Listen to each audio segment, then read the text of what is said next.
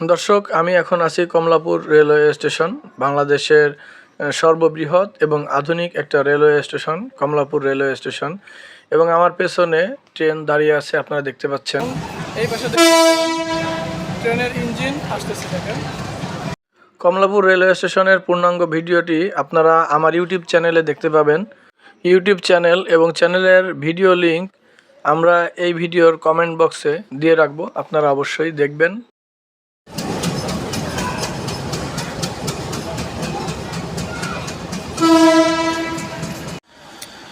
দুইটা ট্রেন পাশাপাশি দাঁড়িয়ে আছে। এটা হচ্ছে নকশিকাথা, যেটা এখনই খুলনার উদ্দেশ্যে রওনা হবে।